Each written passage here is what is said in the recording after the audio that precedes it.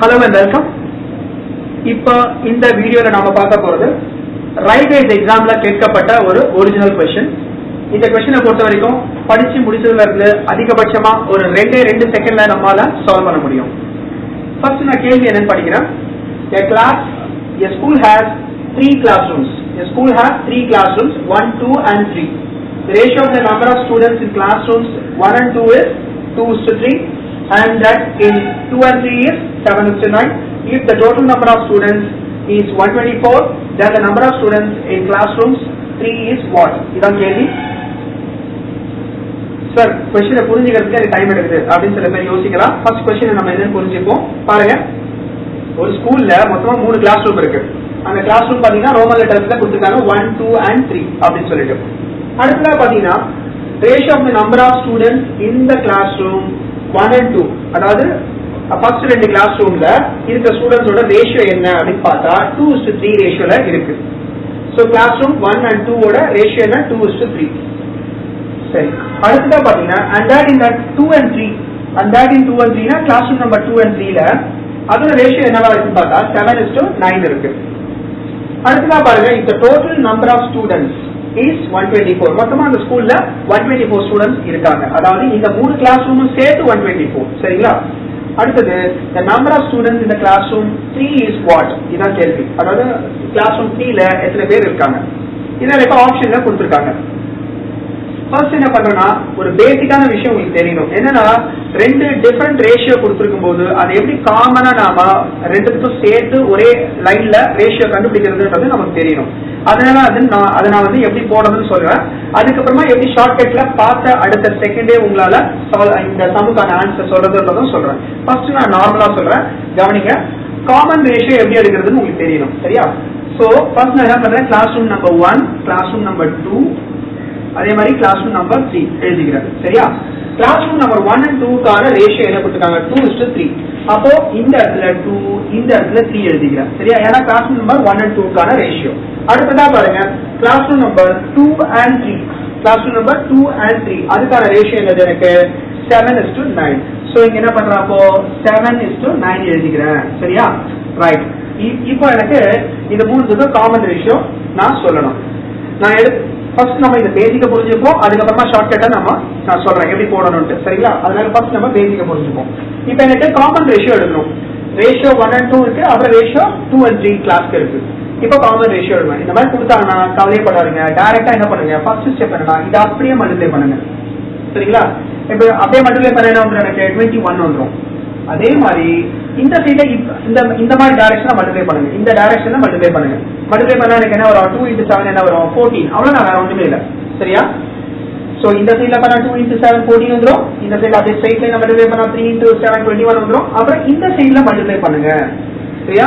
அப்ப இந்த சைட்ல என்னது 3 × 9. அப்ப 3 × 9 என்ன வரும், எனக்கு 27 வரும். அவ்வளவுதான். சோ அப்ப காமன் ரேஷியோ எப்படி கண்டுபிடிக்கிறது தெரிஞ்சுதா? 14:21:27 இதான் எனக்கு காமன் ரேஷியோ. சரியா? ரைட். இது கிளாஸ் ரூம் 1 கானது, இது 2 கானது, இது கிளாஸ் ரூம் நம்பர் 3 கானது.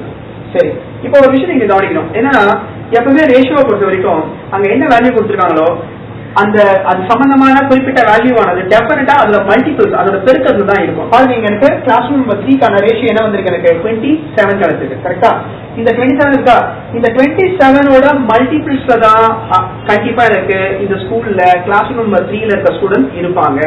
அப்ப மல்டிபிள்ஸ் சொன்னா 27 × 1 என்ன 27, 27 × 2 என்ன 54. அதான் இங்க இருக்கு. பாருங்க, இந்த மூணுத்துல நான் இங்க கொடுத்திருக்க 4 ஆப்ஷன்ல 54 இருக்கா எனக்கு.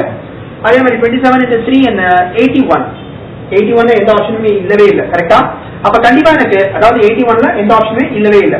பாருங்க, அப்ப கண்டிப்பா எனக்கு இங்க புரிஞ்சிக்க வேண்டிய விஷயம் என்னன்னு பார்த்தா இந்த 27ஓட மல்டிபிள்ல தான் ஆன்சர் இருக்கும். காரணம் என்னன்னா கிளாஸ் ரூம் நம்பர் 3ஓட ரேஷியோ என்னது எனக்கு 27 அப்படின்னு கிடைக்குது. கரெக்டா? 27 பெருக்கம் அல்லது மடங்கு அப்படின்னு கிடைக்குது.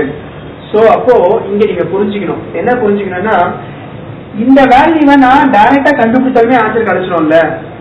கரெக்டா?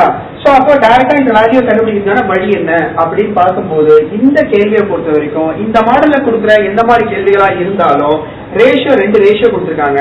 அந்த 2 ரேஷியோல கடைசியில இருக்க ரேஷியோ, இப்ப ரேஷியோ பாருங்க, இங்க இருக்க ரேஷியோ வந்து 2:3, இதுல கடைசியில இருக்க நம்பர் என்ன 3. அதே மாதிரி இங்க இருக்க ரேஷியோ என்ன 7:9, இதுல கடைசி இருக்க ரேஷியோ 9. இந்த ரெண்டு ரேஷியோவும் மல்டிப்ளை பண்ணா என்ன வந்துடும் எனக்கு 27. பாருங்க 3 இதுல 9, ரெண்டு மல்டிப்ளை பண்ணா என்ன வரும் 27. அப்ப 27ஓட பெருக்கத்துல இருக்கணும், அவ்வளவுதானே. அப்ப 27ஓட பெருக்கம் அப்படின்னு வரும்போது 27ஓட மல்டிபிள்ஸ் நான் சொல்றேன், சரியா. 27 into 1 இருக்கலாம், 27 into 2 இருக்கலாம். இங்க எக்ஸாம்ல என்ன ஆப்ஷன் கொடுத்தாங்களோ அதுதான் இங்க நான் அப்படியே கொடுத்து வச்சிருக்கேன், சரிங்களா. சோ அப்படி பார்க்கும்போது எனக்கு 54 மட்டும் தான் 27ஓட மல்டிபிள்ஸ்ல இருக்கு, மத்த எந்த நம்பருமே இல்ல, அவ்வளவுதான், வேற ஒண்ணுமே இல்ல. சோ அப்போ ரொம்ப பேசிக்கா பாத்தீங்கன்னா ரொம்ப ஈஸியா சொல்றதா இருந்ததுன்னா, நீங்க இந்த சம்ம படிச்சு முடிச்சு கேள்வி என்னன்னு புரிஞ்சுக்கிட்ட பிறகு கிளாஸ் ரூம் 3 தானே எனக்கு வேணும், அப்ப ரெண்டு ரேஷியோயும் இங்க இருக்க ரேஷியோ, நான் ரெண்டு ரேஷியோ சொல்றது இங்க இருக்க ரேஷியோ, அதே மாதிரி இங்க இருக்க ரேஷியோ, இதுல ரைட் சைட்ல வர கடைசி ரேஷியோவை மல்டிப்ளை செஞ்ச பிறகு அந்த மல்டிப்ளை செஞ்சு வர நம்பரோட பெருக்கம் தான் எனக்கு ஆன்சரா இருக்க போது. எனக்கு ஒரே ஒரு பெருக்கத்துலதான் நம்பர் கொடுத்துருக்காங்க, மத்த எதுலையுமே இல்லைன்னும் போது நான் ஜஸ்ட் லைக் தட் என்ன பண்ணலாம், ஆன்சரா 54 போட்டு போயிட்டே இருக்கலாம். சோ இந்த இடத்துல பாத்தீங்கன்னா நீங்க ஒரு பெரிய அறிவாளியா இருக்கணும், மேக்ஸ் வந்து மேக்ஸ் போடுறதுக்கு ஒரு புலியா, அதாவது ஒரு மேக்ஸோட சம்ஸ் கொடுத்தா போடுறதுக்கு நீங்க ஒரு பெரிய புலியா இருக்கணும், அப்பெல்லாம் எதுவுமே கிடையாது, சரிங்களா. எல்லாத்துக்கும் ஒரு ஆல்டர்னேட் வழி இருக்கு. உங்களுக்கு அந்த மெத்தட் தெரிஞ்சதுன்னா உண்மையிலேயே இந்த சம் பாத்தீங்கன்னா ரொம்ப ரொம்ப ஈஸியா தான் இருக்கும். மேக்ஸை பார்த்து பயப்படாதீங்க. அதே மாதிரி பாத்தீங்கன்னா மேக்ஸ்ன்ற ஒரு காரணத்தினாலே சில பேர் பாத்தீங்கன்னா சில எக்ஸாம்ஸ் எழுதுறதே இல்லை, ஏன்னா மேக்ஸ் சப்ஜெக்ட் வந்து எனக்கு வராது, போட முடியாது அப்படின்னு சொல்லிட்டு. அந்த மேக்ஸ்ன்ற டாபிக்கை பார்த்து பயப்படாதீங்க. உங்களுக்காக ரெகுலரா நாங்க வீடியோஸ் அப்லோட் பண்ணிட்டு இருக்கோம், எங்களோட வீடியோஸ் பாருங்க. அதே மாதிரி சப்ஸ்கிரைப் பண்ணுங்க, மற்றவங்களுக்கு இதை ஷேர் பண்ணுங்க, சரிங்களா. உங்களை நான் அடுத்த வீடியோல இதே மாதிரி எக்ஸாம்ல கேட்கப்பட்ட ஒரு கேள்வியோட மீட் பண்றேன். Till then it's bye from Balaji. See you. Bye bye.